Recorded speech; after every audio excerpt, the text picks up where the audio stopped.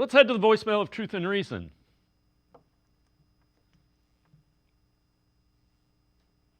Hi, guys. Jim from Rochester. I happened to listen to the show yesterday. That's why I'm calling in.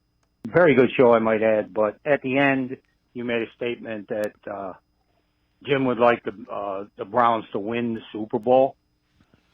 What am I, the only guy that wants them to win the Super Bowl? Listen, I'm going to go on record. I don't want them to win it. I would just like to see them show up there. And that is never going to happen with the Teflon coach.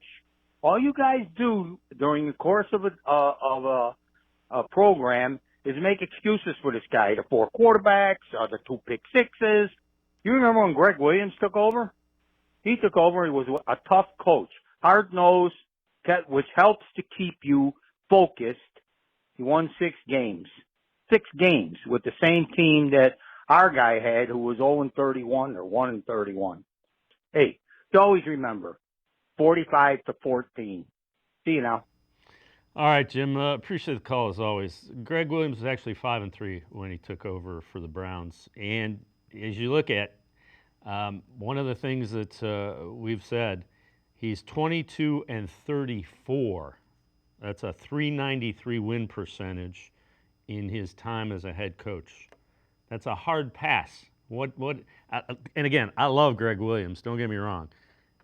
Guys tune him out. Guys tune him out after a short period of time. The other thing I'll tell you, Jim, I worked for a guy named Gibb Shanley, who was the play-by-play voice of the Browns. Knew a lot about football, called the Browns' last championship game. He was there when Bill Belichick was the head coach, and I remember him saying, "This guy's no Paul Brown. I coached, I talked to Paul Brown, I knew Paul Brown, I worked with Paul Brown. This guy's no Paul Brown." At the time, he was right. But you know what? Bill Belichick developed into a better head coach than Paul Brown. There's 4 things that stand out about Belichick. Worked like crazy, was smart, was willing to make unpopular decisions, and always wanted to get better. I can say those same things about Kevin Stefanski. So I'm willing to give him time to see if he can develop into the same type of head coach. And if you don't see that, Jim, you're blinded by one thing. You see one way. There's a lot of ways to get where you want to go. Man, that was a great monologue right there.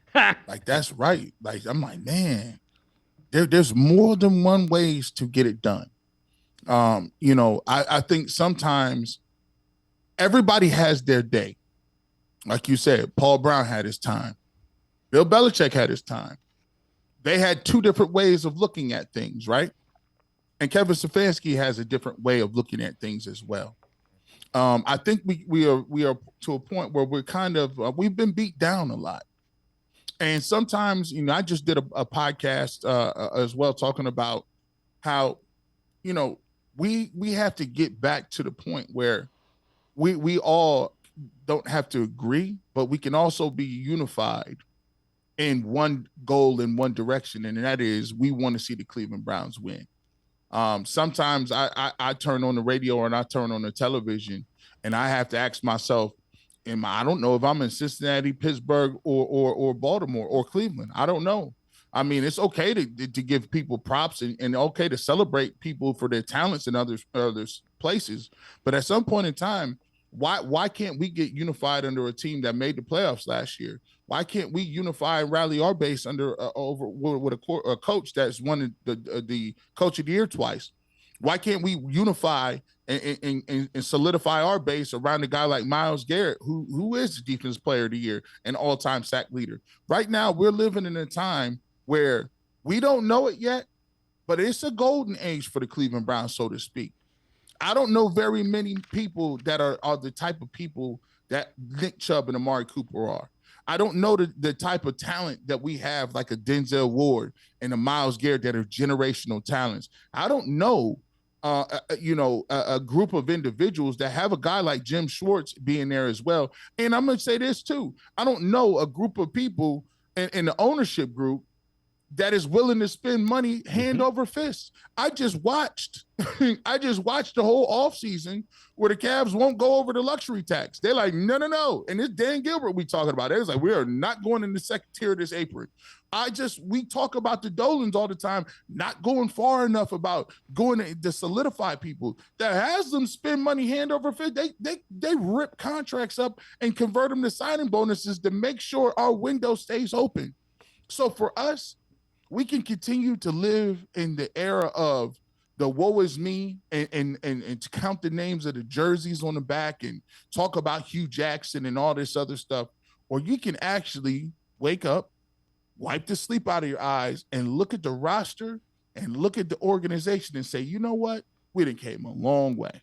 Yeah, and to your point, just look down to the South. Look at the mess that's going on with the Bengals with their wide receivers. You got a guy that doesn't want to practice because he's going to make $1 million, and he should be getting $35 million. I'm talking about Jamar Chase. Yes. T. Higgins going to be gone next year. So they won't even negotiate with him. No. Trey Hendrickson. Yeah. So they have an organization in place that, and to your point, it's Barry and it's Stefanski. And again, he's not a yeller. He's not a screamer. He doesn't have to be. There's more than one way to coach. I would argue when guys are making the kind of money these guys now, the NFL players, they are businesses. They are small businesses. That's out the door, man. Like I'd argue as a generation, right? Like let's just break it down to business. Like people that are running businesses have a harder time finding employees more than ever in any point in time. Good luck attracting employees to your business if you're the old school yeller and the micromanager or the guy that comes in and makes guys nervous and writes everybody up. That day is gone. You have to have an idea and you got to have a spirit of collaboration. Yep. You have to have a spirit of saying, I want every player to be a stake owner in what we are doing. Right? Kevin Stefanski is useless without Nick Chubb. He's useless that's why these guys get the contracts they get. When people came out last year and said, oh, well, you don't pay a running back that much money. I say, this ain't no running back. This Nick Chubb. This Amari Cooper. Do you understand that they're ambassadors to what you're trying to promote as an organization? Of course you bring those guys back. That's the type of mentality Stefanski has. You guys are my partners in action, and we move this thing forward by our partnership. Yeah, because as a head coach or a general manager or a business owner, in these times, like you're saying, you have to answer the question for the players now. What's in it for me? That's what the players want to know. I've got a finite time. This isn't, it's no longer, well, I'm going to go here and then I'm going to go pack groceries and make ends meet. Those days are gone. These guys are making generational wealth. Generational wealth. And you better understand that. That day is coming, it's gone.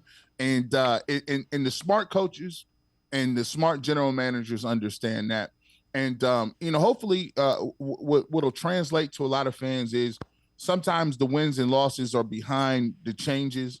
And now when you start to get those changes and you start to see what they're trying to do with wins, that'll help. If you can get one over a Dallas Cowboys week 1, a national televised game. Yep. I think people will start to see, wow, this is a different Browns team than I've been watching the last 20 or 30 years. Yep, I'm with you. Now, they got to go. They've gotten it to respectability. They're a playoff team. They got to become a perennial playoff team.